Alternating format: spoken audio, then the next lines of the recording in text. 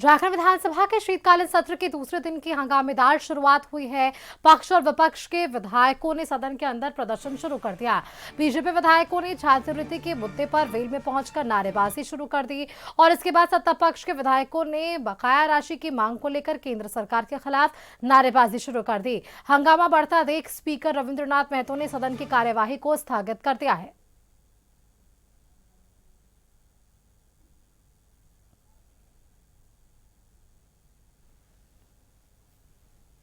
कि 70 चूहा खाकर बिल्ली चली हज को। ये पिछड़े विरोधी लोग जिन्होंने पिछड़े के आरक्षण को समाप्त किया इस राज्य में, इन्होंने जिस समय इनका रघुवर जी का मुख्यमंत्री थे अध्यक्ष महोदय, उस समय इन्होंने छात्रवृत्ति को 1/4 किया था, यानी अगर 100 रुपया था तो 25 रुपया कर दिया था इन्होंने। यह सरकार बनी तो 4 गुना छात्रवृत्ति को किया गया। आज भारत सरकार पिछड़ों के छात्रवृत्ति के हिस्से को नहीं दे रही है। ये बात कहने का इन्हें औकात नहीं है। अपने आकाओं को ये झूठ मूठ कर इस सरकार को जलील करना चाहती है ये लोग। ऐसे लोगों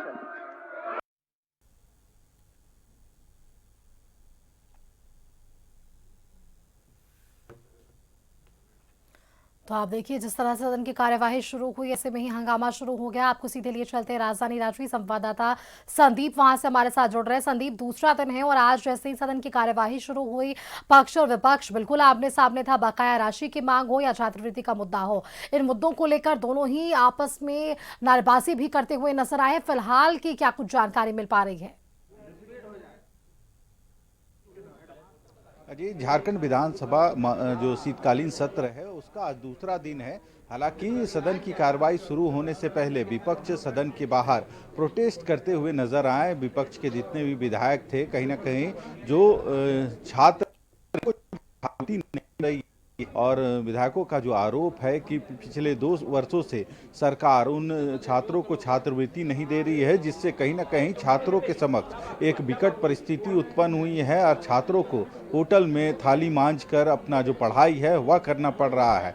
और इसको लेके कह सकते हैं विधायक जो थे काफ़ी देर तक प्रोटेस्ट करते हुए नजर आए। हालांकि नेता प्रतिपक्ष बाबूलाल मरांडी ने भी सदन की कार्रवाई से पहले जो ब्रीफिंग की है उसमें उन्होंने सरकार पर कई तरह के जो आरोप है वह लगाए हैं, चाहे छात्रवृत्ति का मुद्दा हो या अन्य। हालांकि सदन की कार्रवाई 11 बजे शुरू हुई थी, जिसके बाद सदन के अंदर भी जो विपक्ष के विधायक थे वे बेल पर पहुंचकर कहीं ना कहीं छात्रवृत्ति की जो मांग है उसको लेकर लगातार प्रोटेस्ट करते हुए नजर आए। वहीं यदि दूसरी तरफ सत्ता पक्ष की बात करें तो विपक्ष के प्रोटेस्ट के साथ ही सत्ता पक्ष के लोग भी हंगामा करते हुए नजर आए और उनका साफ तौर पे एक ही मांग था कि जो केंद्र सरकार के पास बकाया राशि है उसका भुगतान किया जाए। हालांकि दोनों तरफ से हो हंगामा के बीच सदन की कार्रवाई को स्पीकर के द्वारा स्थगित करना पड़ा और 12 बजे तक की जो सदन की कार्रवाई थी उसे स्थगित किया गया है।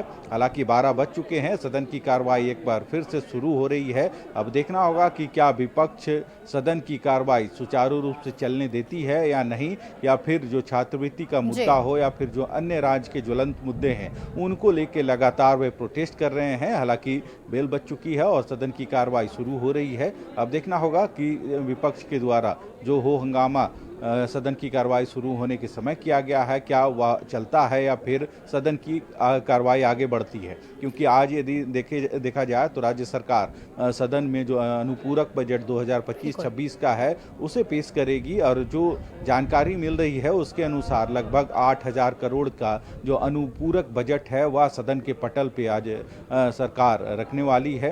हालांकि देखना होगा सुचारू रूप से सदन की कार्रवाई चलती है तो प्रश्नकाल भी होने हैं, पर अब सदन की कार्रवाई स्थगित 12 बजे तक हुई थी और एक बार फिर से सदन की कार्रवाई शुरू हुई है। तो अब देखना होगा। बिल्कुल संदीप, आप देखिए बेल बज चुका है और इसकी शुरुआत हुई है। सदन की कार्यवाही में आप किन विषयों को सामने रखा जाएगा, इस पर सबकी निगाहें। बेहद शुक्रिया फिलहाल के लिए आपका हमारे साथ जुड़ने के लिए और ये तमाम जानकारियां हमारे दर्शकों से साझा करने के लिए। तो देखिए विधानसभा के बाहर भी विपक्षी विधायकों ने प्रदर्शन किया। धान खरीद और छात्रवृत्ति की मांग को लेकर एनडीए के सभी विधायकों ने जमकर नारेबाजी की और इस दौरान सभी विधायक हाथ में तख्ती लेकर सरकार के खिलाफ मोर्चा खोलते हुए नजर आए हैं।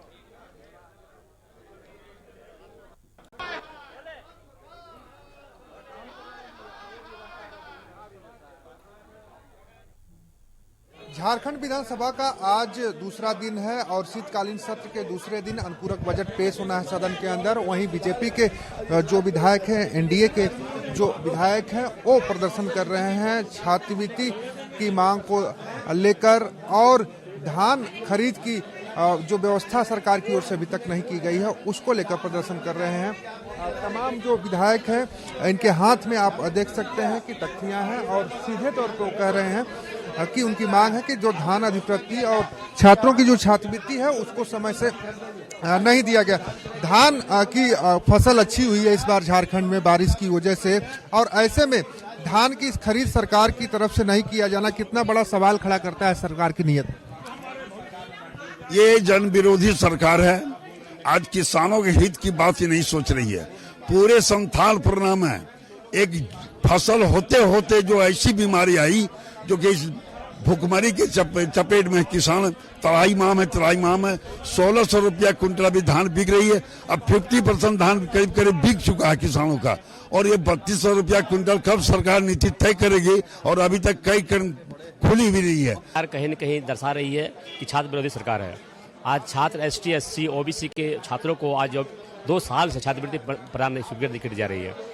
छात्रवृत्ति से हमारे सारे ऐसे बच्चे पढ़ाई करते थे, सारी सुविधा से वो ले सकते थे, लेकिन छात्रवृत्ति भुगतान नहीं करने से आज सारे छात्र रोड पर आ गए हैं। छात्र आज आंदोलन पर आ गए हैं। ये सरकार विरोधी सरकार, ये सरकार विरोधी सरकार है, छात्र विरोधी सरकार है, किसान विरोधी सरकार है। छात्रवृत्ति हो या धान खरीद की बात हो, रासिन्हा जी, सरकार संवेदनशील नहीं दिखाई दी। सरकार बिल्कुल असंवेदनशील है। बच्चों के भविष्य के साथ सरकार खिलवाड़ कर रही है। किसानों को उनके उचित हक नहीं दे पा रही है। अभी तक तो सरकार केवल भ्रष्टाचार में लिप्त थी, लेकिन अब यह सरकार। तो दूसरी तरफ देखिए सदन की कार्यवाही भी वापस से शुरू हो गई है। बिना देरी सीधे आपको ले चलते हैं सदन की कार्यवाही में।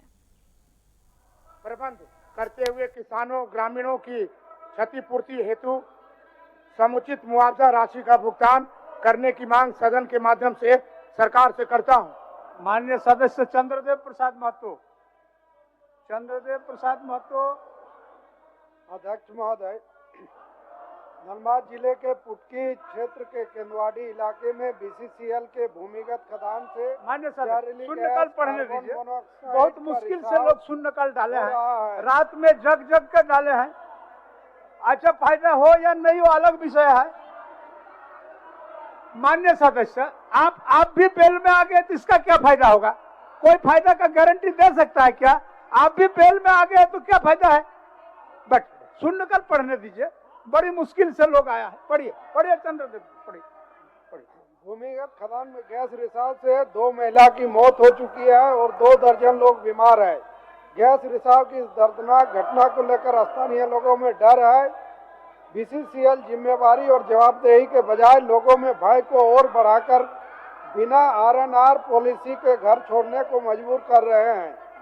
अतः आसन के माध्यम से सरकार से मांग करता हूं कि मृतक के परिजनों को तत्काल BCCL प्रबंधन उचित मुआवजा और नौकरी दे तथा वहां के लोगों की सहमति से झरिया पुनर्वास एवं विकास प्राधिकार की तर्ज पर धनबाद पुनर्वास एवं विकास प्राधिकार का गठन कर RNR का लाभ देते हुए लोगों को पुनर्वास कराया जाए।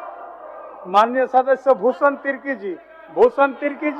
अध्यक्ष महोदय, गुमला विधानसभा क्षेत्र के चैनपुर व डुमरी प्रखंड सीमा में बने अपर संघ जलाशय परियोजना का निर्माण हुए लगभग 30 वर्ष बीत गए हैं, परंतु स्थानीय राइट कैनल से किसानों को खेतों तक पानी पहुंच नहीं पा रहा है, जिसके कारण किसानों को सिंचाई के लिए काफी परेशानियों का सामना करना पड़ रहा है। अतः मैं सदन के माध्यम से सरकार से मांग करता हूं कि अपर टीवी से लीव हो रहा है जलाशय परियोजना आप लोग आसन पर जाएं, शून्यकाल पढ़ने दीजिए। जल्द से जल्द सिंचाई के लिए पानी छोड़ा जाए जिससे अच्छी पैदावार हो सके। माननीय सदस्य श्री रामचंद्र सिंह।